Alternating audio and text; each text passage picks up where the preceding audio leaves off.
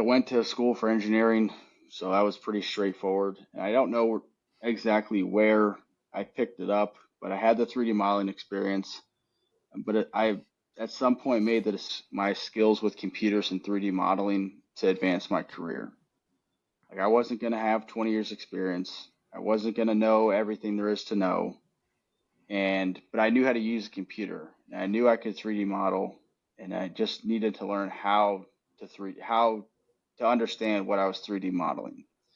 And so the analogy I often use is Hmm. anybody can buy Microsoft Word, but not everybody's writing Harry Potter novels.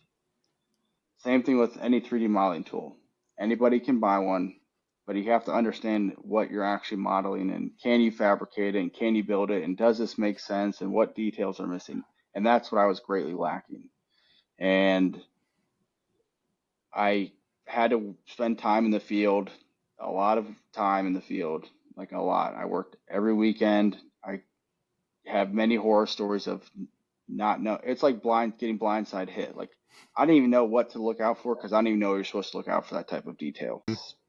Specifically, ended up in framing was working as like a PE superintendent on a large hospital. It was like a $170 million hospital.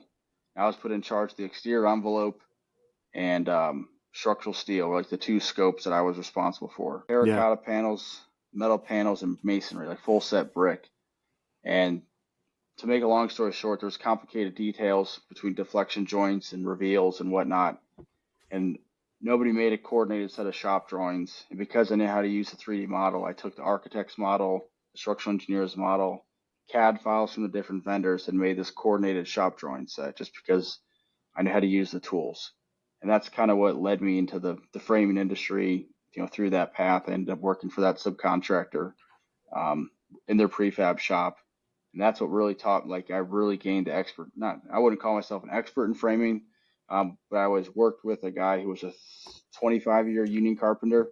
And that's kind of where I learned framing to a much greater extent than what I had before.